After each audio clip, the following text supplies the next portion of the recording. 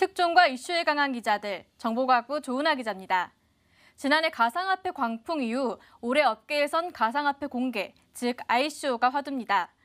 사진 속에서 보는 모습은 최근 열린 한 블록체인 행사의 풍경인데요. 발 디딜 틈을 찾기 어려울 만큼 인산인해였습니다. 이러한 열기는 블록체인 스타트업의 창업으로 이어지고 있습니다. 이들 블록체인 스타트업들은 국내를 넘어서 세계 무대를 꿈꾸고 있는데요. 하지만 K-블록체인 시대를 열기 위해서는 넘어야 할 산이 많습니다.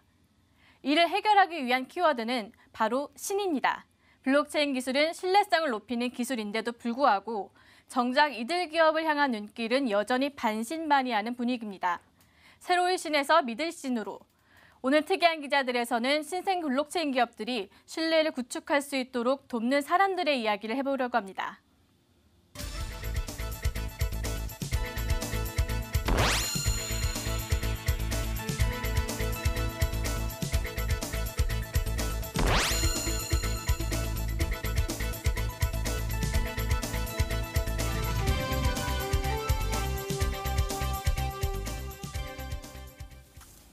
예, 그럼 이 시간에는 블록체인 스타트업 그리고 이들을 돕는 곳에 대해서 한번 이야기를 나눠보도록 하겠습니다. 블록체인 기술에 대해서 또 오랜만에 한번 얘기를 해볼까 하는데요. 현재 시장 규모가 글쎄 조은하 기자가 올 때마다 좀 커질 수 있을 것 같아서요. 현재 상황부터 한번 체크를 해주시겠어요? 네, 일단 블록체인 기술은 지금 다방면에서 쓰이고 있습니다. 금융을부터 해서 전자상거래, 또 유통, 제조 등 여러 산업 분야에서 지금 활용되고 있는데요.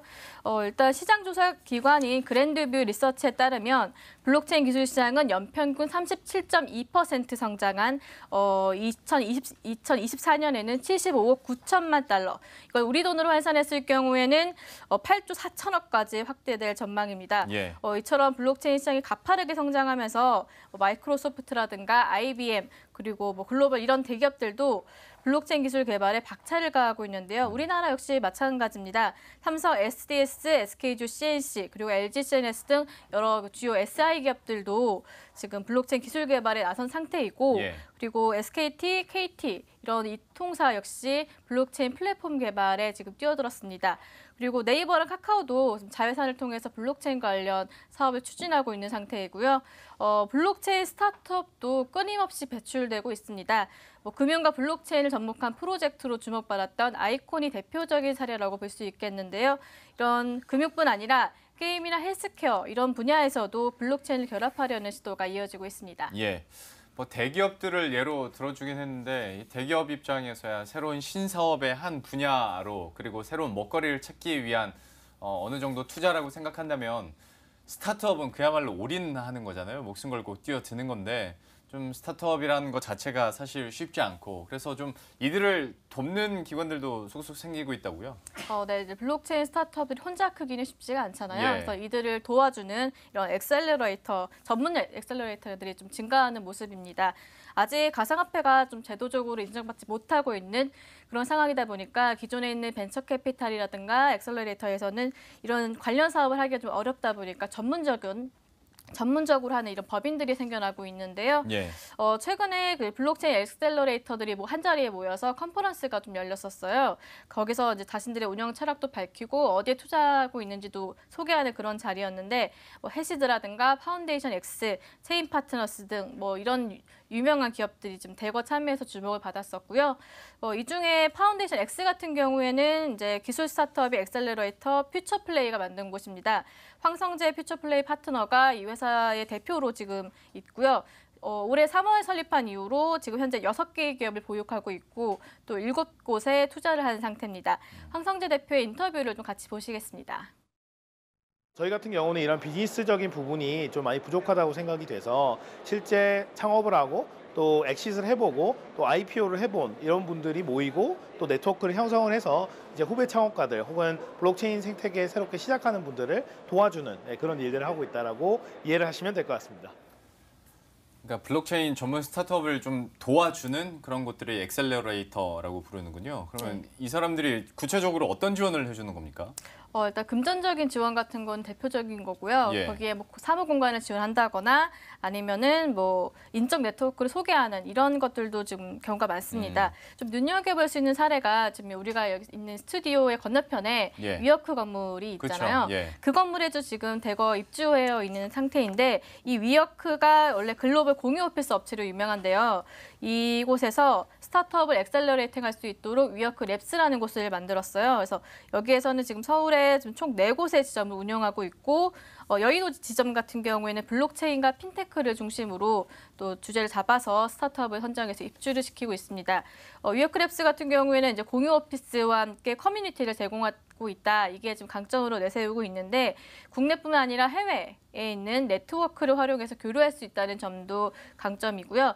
다양한 미더비라든가 이벤트들을 등을 개최하면서 좀 임대료가 약간 비싼 점도 있긴 한데 예. 그럼에도 불구하고 이런 장점들 때문에 입주하려는 스타트업들이 많다고 합니다. 뉴지스탁의 대표인 문경록 대표가 지금 위워크 랩스 여의도점의 매니저를 맡고 있는데 인터뷰를 좀 같이 보시겠습니다. 그 스테이지에마다 제가 1차적인 멘토링을 드리고 제 이상의 도움이 필요한 곳은 정말 필요한 서비스를 제공하는 외부의 엑셀러레이터들과 연결을 다이렉트로 해주고 있어요. 그러니까 그게 그들이 직접 그 연결을 찾아가도 좋지만 위워크가 데리고 있고 제가 직접 이해를 한 다음에 연결을 해주기 때문에 훨씬 더 긴밀하고 더 깊은 도움을 이제 해줄 수 있는 것들이 있고.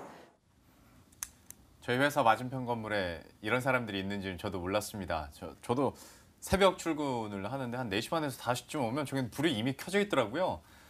굉장히 열심히 하는 스타트업들인가 보다 그냥 생각만 했었는데 여기에서도 블록체인과 관련된 스타트업들 그리고 이들을 도와주는 사람들이 좀 상주에 있는 것 같습니다. 그런데 이제 스타트업이라고 한다면 워낙 좀 우후죽순으로 생겨나는 기업들도 좀 있다 보니까 소비자 입장에서는 이거 믿기가 좀 쉽지 않거든요. 그리고 블록체인 혹은 가상화폐와 관련된 좀 안 좋은 이슈들도 분명히 좀 부침이 있었고요. 하다 보니 만약에 이런 엑셀러레이터들을 한번 거친 스타트업이라면 글쎄요, 좀 우리 입장에서 봤을 때 믿을만 하다고 판단해도 될까요? 네, 일단은 어쨌든 뭔가 믿을 만한 곳이 그런 어떤 기준에 의해서 선정을 했다라는 면에서는 아예 일반 투자자 입장에서는 아예 모르는 상태에서 접근하는 것보다는 좀 더 나을 수 있겠죠. 예. 일단 엑셀러레이터마다 조금씩은 다른 기준이 있긴 한데 대체적으로 좀 대동소이하는 그런 기준으로 좀 살펴보는 것 같습니다. 일단 해당 기술이 비즈니스에 쓰였을 경우에 정말 실현 가능성이 있는가, 그리고 대표나 기술진이 좀 믿을 만한 사람들인가 이런 것들을 1차적으로 걸러주는 그런 역할을 기대해 볼 수 있겠는데요. 위워크 그 여의도 건물에는 그 위워크 랩스뿐만이 아니라 그 블록체인 엑셀러레이터인 그 인큐블록도 입점이 되어 있는 상태인데요. 한 층을 지금 통째로 임대를 해서 선정한 기업들을 보유하고 있거든요. 지금 인큐블록 같은 경우에는 뭐 그 팀 구성이라든가 타이밍이라든가 뭐 토큰, 테크 뭐 이런 4가지 기준에 의해서 그런 관련 입주 기업들을 선정하고 있다라고 말을 했었는데요. 예. 관련 이야기는 대표 인터뷰를 통해서 직접 들어보시겠습니다. 이쪽 산업에 종사하는 철학도 저희가 좀 많이 보고 있어요. 어떻게 보면 단기간에 많은 돈이 올 수도 있고 이 부분을 잘 실행할 수 있어야 되기 때문에 이 대표들이라든지 개발자들이 어떤 철학을 갖고 잘 추진해 갈 수 있을까 많이 만나보고 이야기를 많이 해보고 저희 입주 기업을 선정을 하게 됩니다. 네, 일단 또 다른 엑셀러레이터로는 표철민 대표가 운영하고 있는 체인 파트너스를 들 수 있습니다. 이곳은 ICO 자문 서비스를 하는 곳인데요. 기술 플랫폼이라든가 미디어, 결제 서비스 등 블록체인과 관련된 유관 서비스들도 하고 있고요. 다른 엑셀러레이터와의 좀 차이점이라면은 다른 곳들은 펀드를 조성을 해서 투자를 한다면 이곳은 ICO 자문료를 통해서 운영되고 있다는 점이 좀 다르고요. 현재는 지금 현재 스타트업 10곳을 지금 보유하고 있는데 이 10곳을 어떻게 선정을 했는지에 대해서는 직접 관계자 이야기를 들어보시겠습니다. 저희는 일단 아까도 말씀드렸지만 리버스 ICO 중심으로 진행을 하고 있고 얼마나 많은 그 고객 기반, 그러니까 커뮤니티를 생성할 수 있는 그 고객 기반을 가지고 있는가, 얼마나 탄탄한 기술력과 현재 운영하고 계신 비즈니스가 얼마나 탄탄한가, 이런 부분들이 좀 주로 검토되는 부분입니다. 저희가 엑셀러레이터들의 현재 어떤 부분을 도와주고 있는지 하나하나 체크를 하고 있는데요. 앞에서 저는 약간 귀에 들어왔던 단어 중에 하나가 브리핑을 해줄 때 그 K 블록체인이라는 말, 그러니까 K 컬처처럼 블록체인에서도 한번 우리만의 문화를 만들어 보자라는 의미에서 만들어진 것 같은데, 그래서 아직은 우리도 시작하는 단계지 않습니까? 정말로 K 블록체인이 되기 위해서 어떤 부분을 현재로서는 보완해야 될지, 가장 시급한 부분은 어디인지 한번 짚어주시죠. 네, 이렇게 엑셀러레이터들이 많이 좀 등장을 하고는 있지만은 좀 문제점으로 볼 수 있는 게 지금 국내에서는 관련된 이제 명확한 규제가 없는, 가이드라인이 없는 그런 상황이다 보니까 해외 기업들은 국내에서 사업을 하지 못하고 해외로 빠져나가는 그런 어려움이 많았습니다. 그러니까 아까 말씀드렸던 그 블록체인 컨퍼런스에서도 엑셀러레이터들 관계자들이 약간 이런 부분을 좀 집중적으로 이야기를 했었었는데요. 지난해까지는 좀 뭔가 아이디어로 승부하는 이런 업체들이 많았다면은 올해부터는 이제 좀 탄탄하고 잘 준비된 그런 프로젝트들이 살아남을 것이다.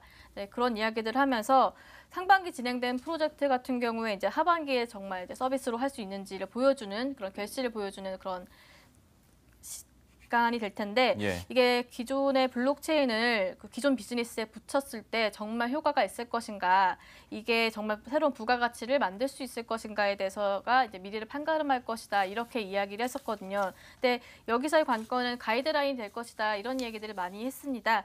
사실 업체들 입장에서는 뭔가 제대로 된 사업을 하고 싶어도 가이드라인이나 뭔가 명확한 규제가 없다 보니까 오히려 불법을 저지르는 것처럼 보일 수 있다는 게 좀 불만 사항이었는데요. 예. 이게 제대로 된 틀이 만들어져서 뭔가 그 안에서 제대로 사업을 하고 싶다, 이런 입장이고요. 그 지난주에 그 국내에서 대규모 행사를 열어서 주목을 받았던 그 중국 가상화폐 거래소 업체인 후오비 같은 경우에도 한중 펀드를 통해서 이제 국내 스타트업을 발굴하겠다, 이런 이야기를 했었었는데 이 정도로 지금 국내 시장에 주목하고 있는 해외 업체들이 많거든요. 그만큼 우리나라의 기업들이 경쟁력도 가지고 있고 잠재력도 충분한데 이런 가이드라인 없이 방치된다면은 K블록체인의 시대는 좀 멀지 않을까 싶습니다. 어떤 가이드라인 그리고 규제조차도 사실 명확한 게 아직은 없다 보니까 이 부분도 좀 대책 마련이 시급해 보이고요. 저희가 블록체인 얘기할 때마다 마무리는 약간 이렇게 짓게 되는 것 같은데요. 역시 정부 그리고 각 기업들의 움직임도 계속 저희가 살펴보도록 하겠습니다. 조은하 기자와 함께했습니다. 고맙습니다.